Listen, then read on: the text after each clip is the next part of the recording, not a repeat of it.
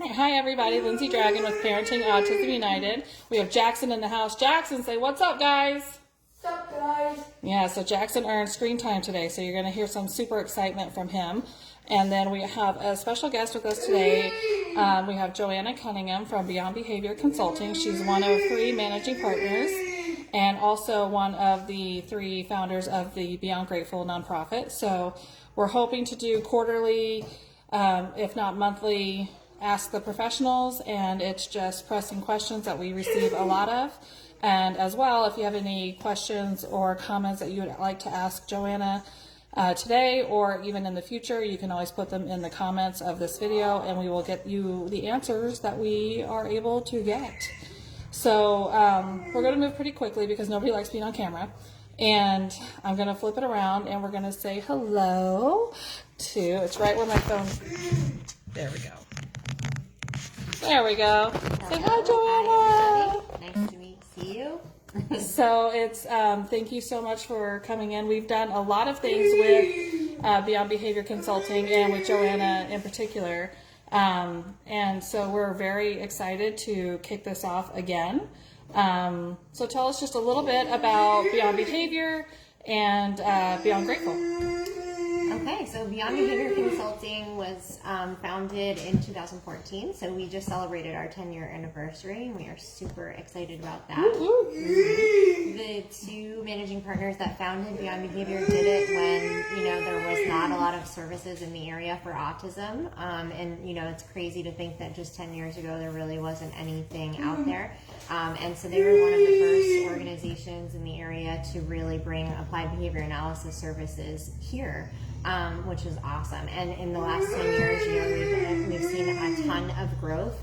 And one of the things that we're really passionate about is being able to bring other things to the autism realm and to applied behavior analysis. We're a healthcare organization, but there's so much more to autism. So we're really passionate about kind of doing enrichment programs and fun community events and like having the opportunity to be out and about and partnering with other people in our community. And so that was really the idea of founding Beyond Grateful is how do we allow for all of those other things to happen and make those opportunities possible for everybody. So that was the foundation of Beyond Grateful.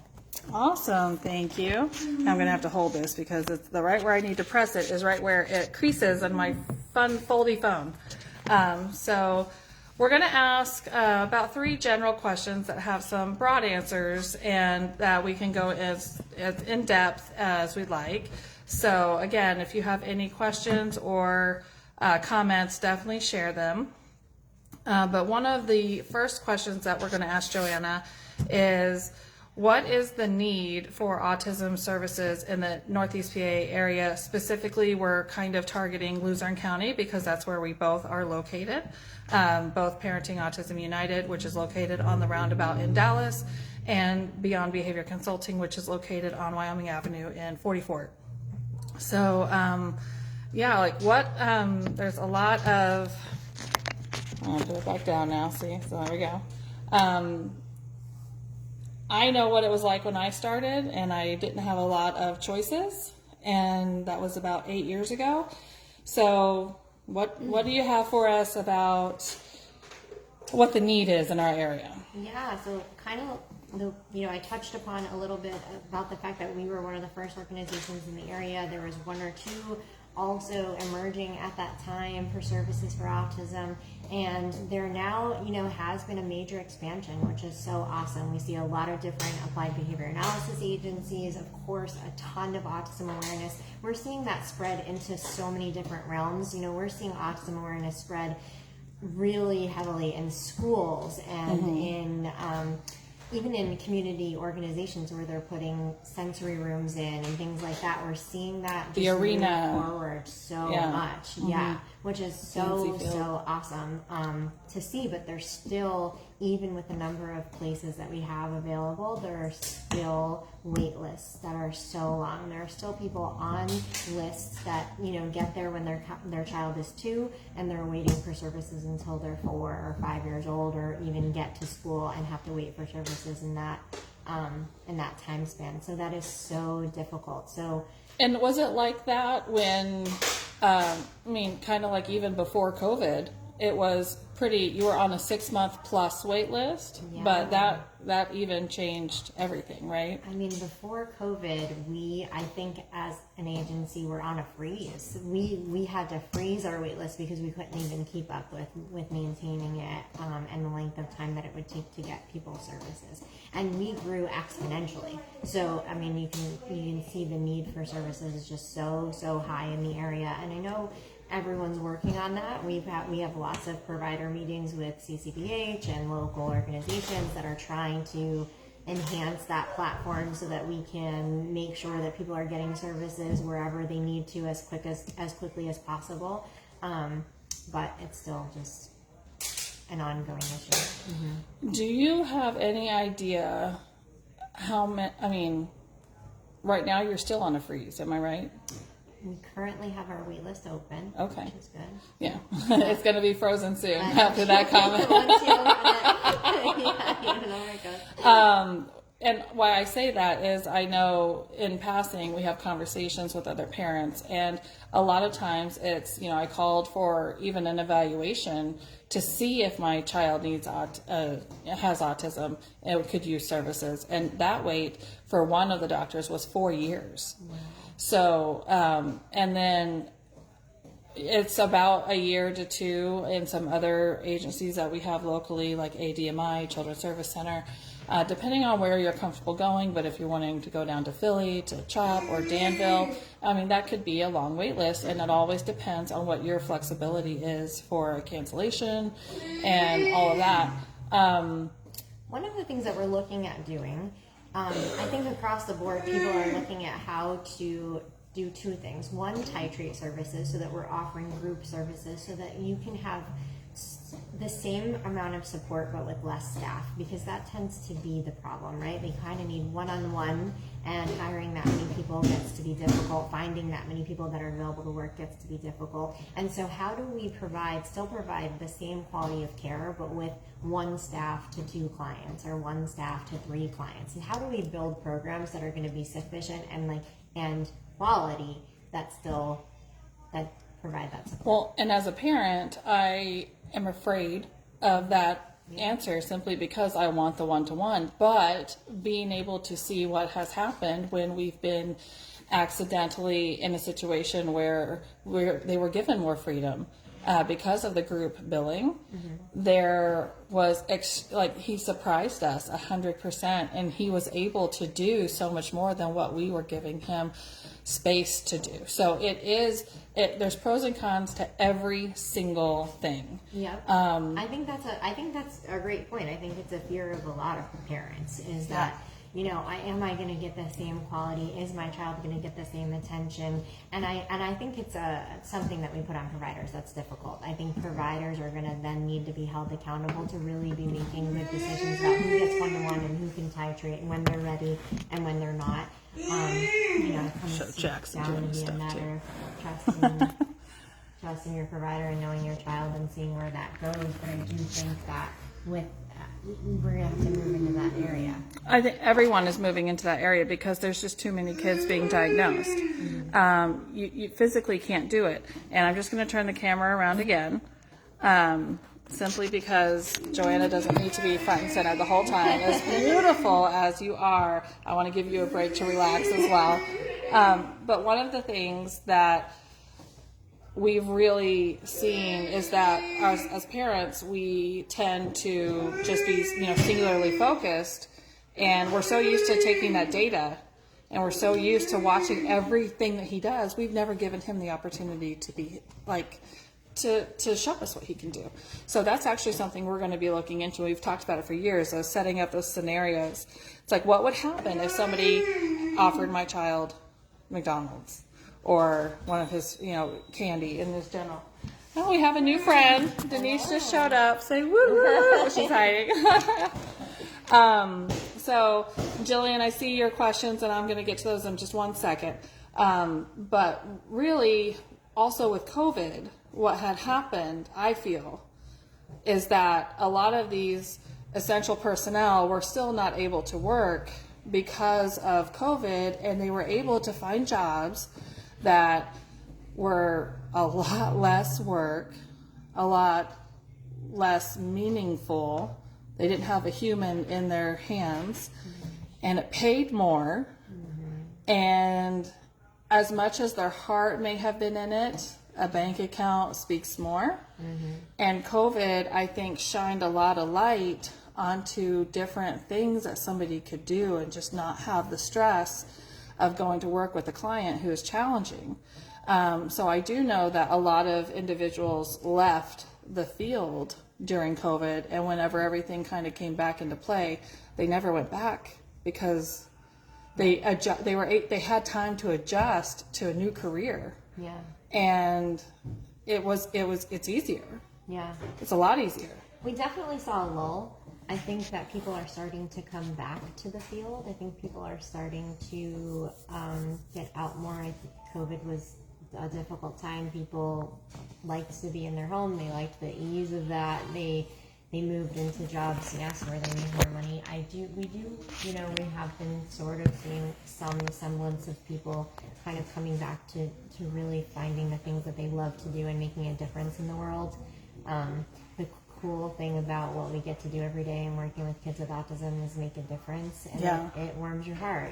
Some people don't need the money; they're happy with, and again, the insurance companies, that's a whole global structure of trying to make sure that there's a huge conversation trying to make sure we're compensating people as much as we can, and as agencies and companies, we're really trying to do that as we can, because it really is a career and you really are special and you're doing hard work every day. So we try to keep that going as much as we can, but we are seeing people kind of come out a little bit more and redraft into the mindset of making a difference rather than making a paycheck. But it's hard. Well, we do have a question. So from our friend Jillian. So she has two questions. How do you get a 23-year-old to care about hygiene? So we have a lot of participants of all ages who have difficulty with hygiene. And it's not that it's with the hygiene itself, it's with the sensory issues that come with it. So understanding those social norms and things like that is a typical thing with autism. Is that that's one thing that we've seen. But basic hygiene. So that's the first question. Okay. That's a tough one. I think, as you move into older ages and move into a little bit more autonomy, it becomes really difficult to get people to have the motivation to do things that maybe they didn't do before, maybe they were helped with a lot before, or maybe the expectations have changed. I think there's multiple things that you need to look at with that. I want to say that starting young makes a huge difference, and I think that's something that we talk about all the time, is that when you're starting young, you're laying the foundation for everything. And that's not only hygiene and following regular daily routines, that's listening to directions, that's having the understanding that you have to follow rules and there's a structure to society and to what we do. And if you don't set those boundaries when they're young, by the time they hit puberty and go into those ages, it's going to be so much harder. Like exponentially harder. It's not to say that it can't be done. We do have a lot of participants that are here during the day, during the week, who are adults. We've had 55-year-olds, but mostly I would say 20s, early and mid and late 20s, all parts of that. So I have seen them still working on it, but it is hard. If you're looking at the principles of applied behavior analysis, right, you're talking about motivation and reinforcement. So anytime, and especially when you're working with adults, they have autonomy, they have independence, they can make their own decisions. They can say, no, I'm not showering today, Absolutely. and I don't want to, and I don't care. It doesn't matter to me, Right. And so finding those things that are motivating for them, that are reinforcing, that they want to do and work for, it could be as like finding something that they have fun doing in the bathtub. Right. And saying, okay, I know you really love to watch this show on your iPad. Let's put the water in the bath. Let's set it up. Let's set your iPad up and you can watch TV. And maybe doing things that are sort of out of the ordinary, where you might put a big TV in the shower, you know, and have something available for them that they want to do that's going to make that rewarding and reinforcing for them to do. Well, let's just go to the second question real quick, just so we can keep moving. How do you get a 5-year-old to want to wear something different besides the same outfit, which is more of like a costuming outfit every day? I feel like this is all children. 5-year-olds that do that. Yeah. So, I mean, age matters. Yes. I think they grow out of it. And my niece is like that. She wants to wear her princess costumes and she wants to wear them to school, and, you know, it comes over time. Routine's a huge issue when you're dealing with kids who have rigid and obsessive behaviors. And so sometimes we use calendars and we use different things like today you get my way and tomorrow is your way.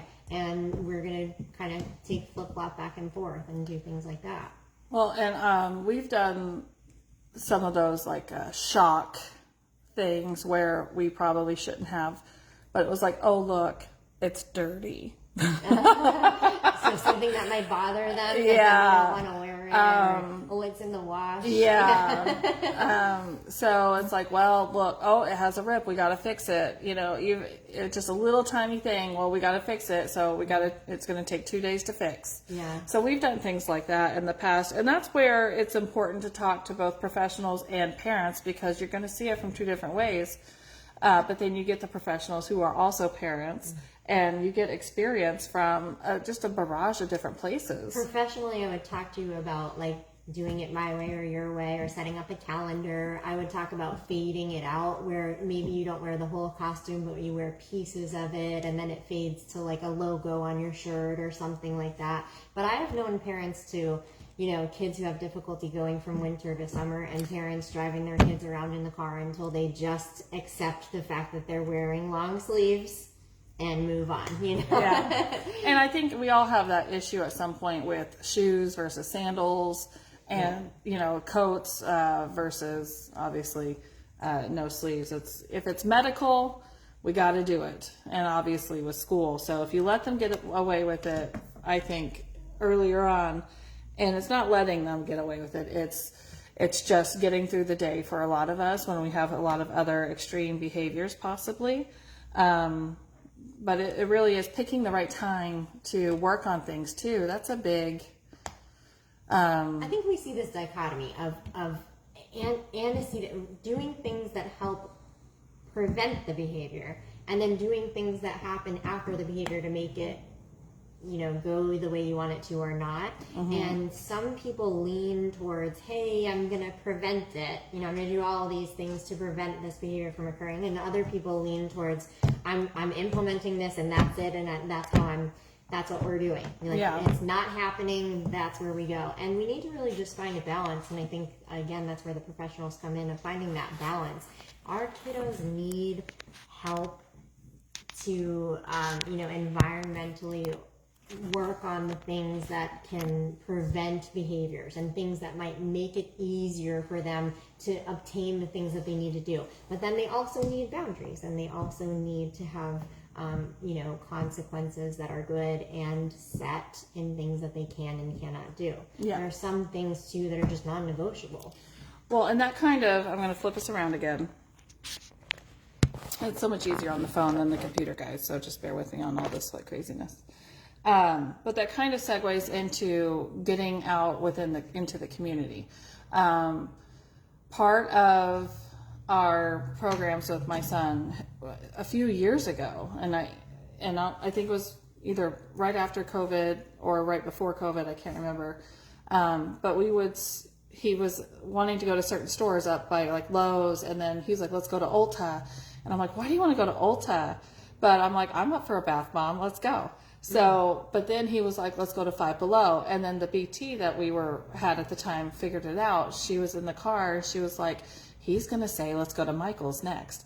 And that's what happened. He had his routine that he wanted to do. So instead of just doing it because he wanted to do something, we turned those community outings into very functional therapeutic things. We then had a scavenger hunt almost. We had a list. Every time we would go somewhere, he would have to find an employee He would have to ask where the bathroom was, and we would go, even if we didn't have to use it, and we would wash our hands.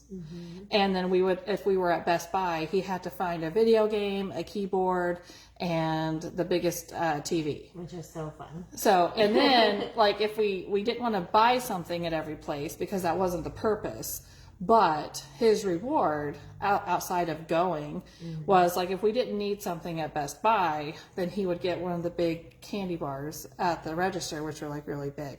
And he was very much into Kit Kats at the time, so they all had them.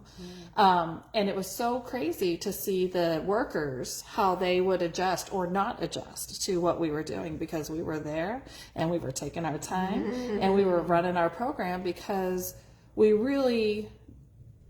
Otherwise, we're just wasting time. But he had to pay for that Kit Kat too, whether it was with cash or a credit card. And the best employee that we came across during that whole entire stretch of things was at Best Buy. This guy, and it's never usually the guys, but he got it. He knew what we were doing, and he was like, F all those people waiting in line behind you. He didn't care. He knew we were only buying a Kit Kat. Yeah. And it was a beautiful thing. Yeah, that's so nice. But so many people never leave their house. Yeah. And using something like that to get them to change their outfits, it's like, listen, we're going to go to, well, it's not Bed Bath & Beyond anymore. It's going to be Burlington. So, like, we're going to go to Burlington, but only if you wear a different outfit. We're going to Chuck E. Cheese. Yes. Shorts and a t-shirt at Chuck E. Cheese. Right. Yeah. Like, so you can use a lot of the things that you have to do in general life. I mean, we all like going to Target, right? So why not make that trip to Target extremely functional any way that you can? And you don't have to spend a ton of money. You don't have to spend any money. But if I'm driving up there, I probably need something. And you could just try to, even the grocery store.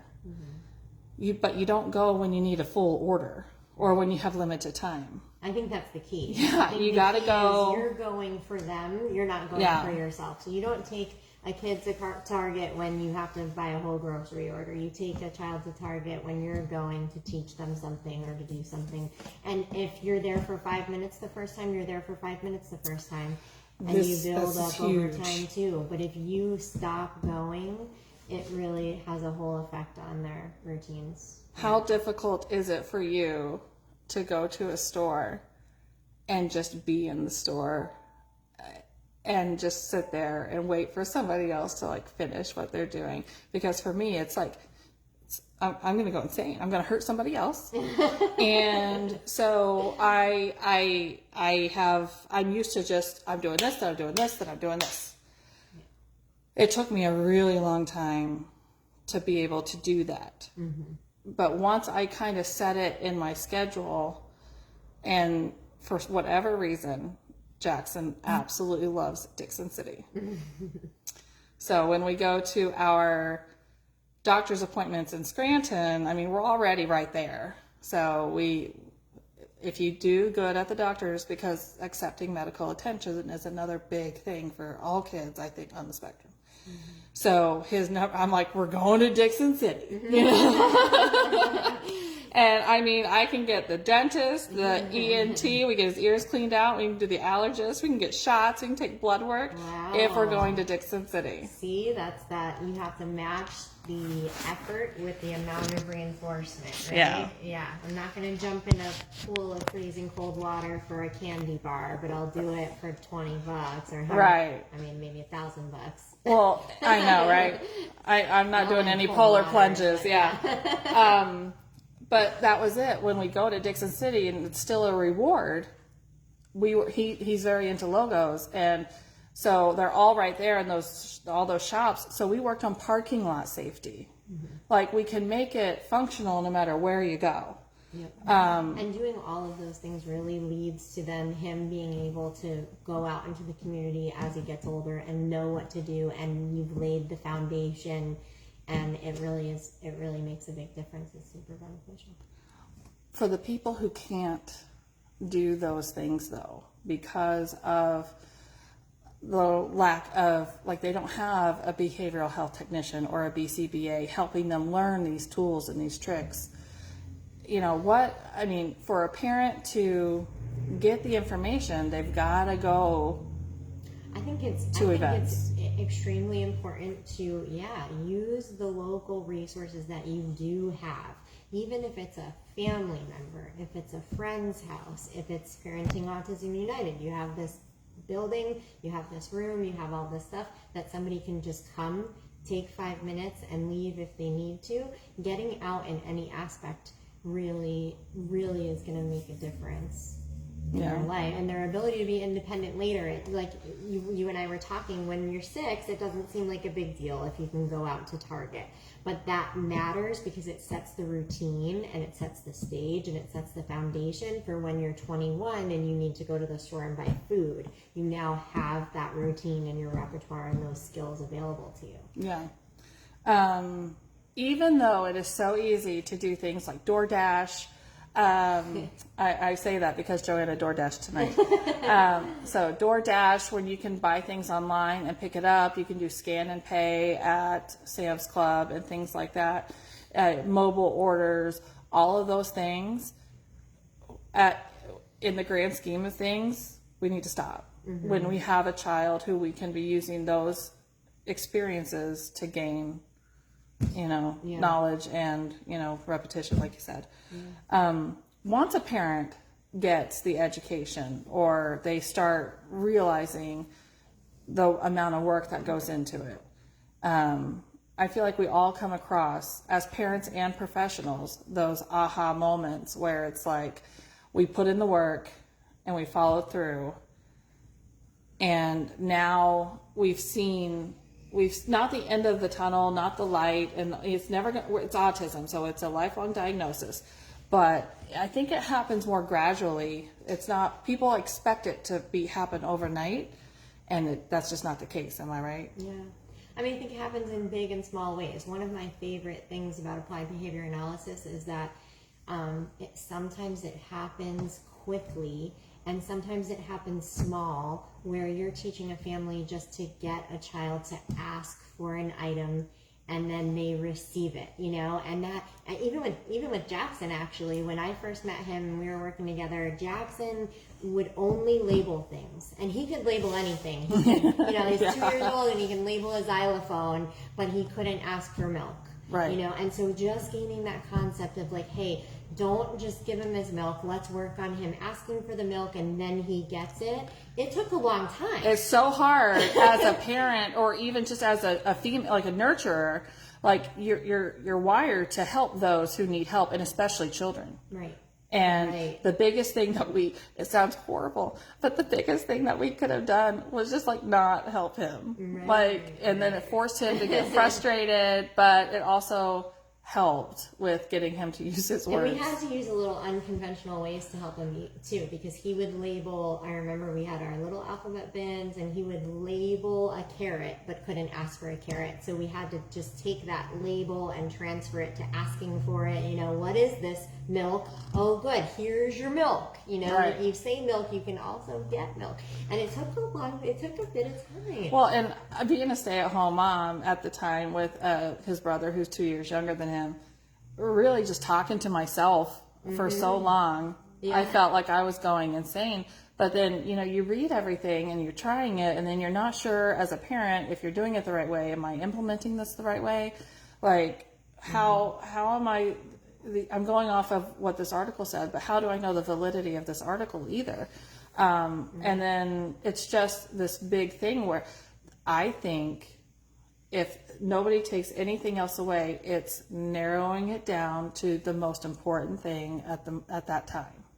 So whether it be safety, hygiene, using your words, just picking, you got to pick somewhere. And I used to design kitchens before I had children. So a lot of times people are like, oh, I have to do a new kitchen, say their house like caught on fire or something. And they're like, they're building a new house and they're just starting from scratch. And they're like, well, where do we start? I'm like, well, what's most important? Is it the countertop, the cabinets, the tile? Right. Or is it the paint color? Because we can just start anywhere. Do you care what it's even made out of? Right. Some people just don't care. But you got to pick somewhere to start. And that's kind of where there's so much for kids at a younger age. I feel like when they do get older, you can kind of zero in more.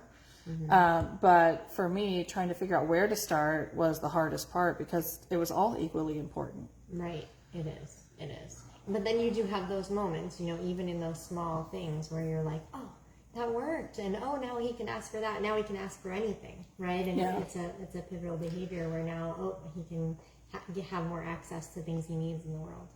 Yeah, it's definitely a slow burn is what some people have, you know, said it was equivalent to. But now we're at the age where aggression and possible, like we're right before puberty, and we've had to make some serious decisions. And as a individual, we had this conversation right before we started. It's almost equivalent to saying, all right, for my health, I'm going to start going to the gym. So for us, an aggression, and a lot of it was coming from electronics or even Hershey bars, or now, you know, I want to go to Dixon City right now. And it's like, well, we're not going. And then it was all chaos ensued. So we had to target those because at a certain point, it becomes extremely dangerous. Yeah. It's not cute anymore. Right. So and you're right, sort of taking that one step at a time and doing those things that seem small, like getting them to ask for something or making them clean up their toys, or those tiny things that lay the groundwork for them to be able to, you know, follow directions later on and do those things that you need them to do. And it is like the gym, so you go every day and you don't really see a difference until you've done it for a year and you're like, wow, okay, I really made a difference. And it's hard to but the problem with that, not analogy, but the problem with that, applying that metaphor, is that when you're talking about going to the gym or changing something for yourself, it is exactly that. It's for yourself. When we made the decision to take away electronics, it changed our life, but we did it for him. Right. Because that was the catalyst for all of his behaviors. So, and it took us an extreme amount of time, and I was on board and my husband wasn't, because what are we going to do if he doesn't have his electronics when we're in an important place or at the doctor's or at his brother's soccer games? But the aggression was so hard. I was like, it doesn't matter. We have to make this change. And it took him finding those horrible videos on freaking YouTube and saying such horrible things to his teachers and to other, like, I don't know how, but he knew to target the females. But that's the thing. That's what the videos that he was finding were taking him towards. But when we finally made that decision, it changed our life for the better. But it was so scary. Yeah. Do you have any advice for parents to taking those super serious steps? It's like, we can't go on living like this, whether it's aggression, you know, through puberty, you got a lot of self-stimulatory behavior with, you know, sexual like type things, sexual stimulation, like, yeah, I can say it, we're adults. You know, I think you're right. You have to give yourself grace in those moments. You know, you're going to hear a professional say that you absolutely have to do this and you have to do it right now. And if you don't do it right now, this is going to happen. And that's probably true, right? We see it time and time again. If you don't limit electronics at the moment, you're going to get to a situation where there's going to be such high aggression that you're not going to be able to handle it. You know, and you have to give yourself grace that your brain needs time to set. It needs to get in the mode, it needs to prepare, it needs to let it sink in. That happens. It's okay for that to happen, and it's okay for you to take time to do that. And hopefully you do get to the point where you have that moment where you're just like, okay, this has to happen, and okay, I'm ready to do it, and okay, I'm gonna make a change, you know. And those things, and none of us can understand the day-to-day life with special needs, and sometimes those things take time. Yeah, you know, it's kind of go to the doctor. It's like, why didn't you come to me sooner? You know, right, this problem has gotten so bad. Right.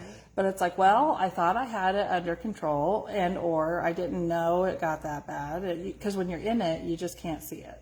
Right. Well, I want to thank you so much. In the event that somebody has a question that they would like to ask, is it okay if we forward that on to you and then we can post answers within this post feed and all that? Yeah, absolutely. All right. And if you don't want to ask a question directly, I'll switch this back over. Dink to dink to dink. So if you don't want to ask a question publicly, you can always ask it privately through Facebook Messenger. You can go to our website, parentingautismunited.org, or you can email us at parentingautismunited@gmail.com. We are hoping to make this professionals like panel, like if it can't be quarterly or monthly, you know, something along those lines. And we are looking to work with multiple professionals within the area. So you can always get different perspectives, because I think that's important too. I've gone to many different potty training things. My son has been potty trained for a while, so I haven't been paying attention. And then I hear something because I was hosting it, but I was like in the back, and then I was like, wait a second, that's new. I didn't hear about that. That would have been so cool. And it wasn't big, it was just a different perspective. So it's really cool to see the differences from professionals, but it means a lot coming from somebody who's been in the field for so long and has seen so many different clients and has a lot to offer. So I appreciate your time. Thank you so much. Thanks for having me. So yeah, thanks guys. And we'll try to schedule the next one. So keep a lookout. All right. Bye.